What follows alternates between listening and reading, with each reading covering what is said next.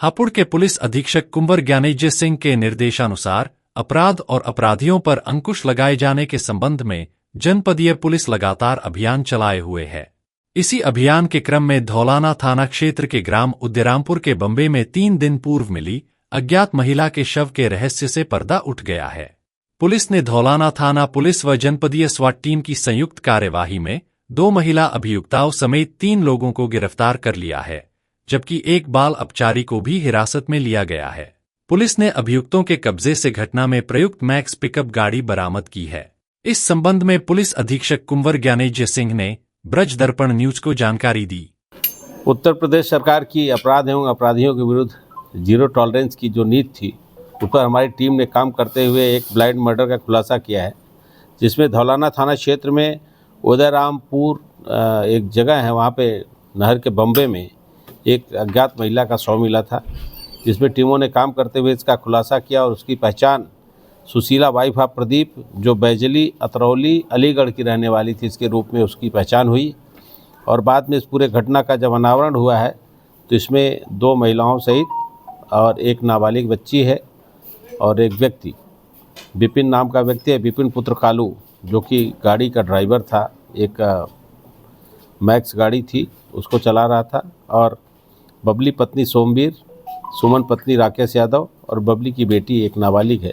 इन 3 महिलाओं की गिरफ्तारी हुई है और एक व्यक्ति विपिन की गिरफ्तारी हुई है।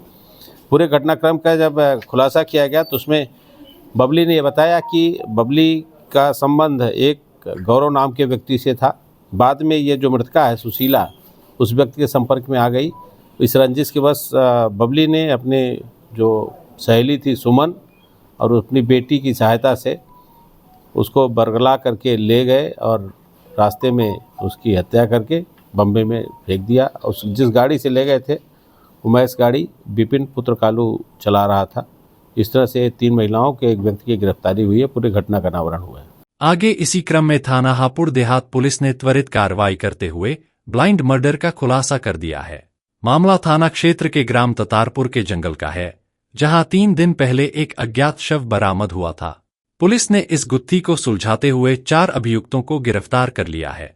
गिरफ्तार आरोपियों के कब्जे से घटना में प्रयुक्त चाकू, ईंट और हत्या की सुपारी के लिए दिए गए 52,300 रुपए नगद बरामद किए गए हैं। पुलिस पूछताछ में सामने आया कि मृतक मनवीर अपनी जमीन किसी अन्य व्यक्ति के नाम करना चाहता था। इसी बात से नाराज होकर मृतक के बेटे विशाल ने अपने पिता की हत्या की साजिश रची।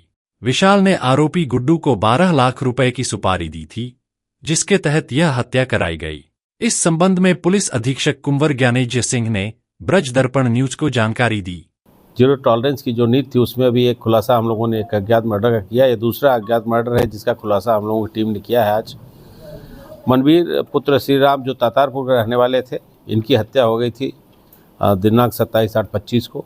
इस पूरे घटना का अनावरण करते हुए मनवीर के पुत्र विशाल उर्फ सौरभ की गिरफ्तारी हुई है।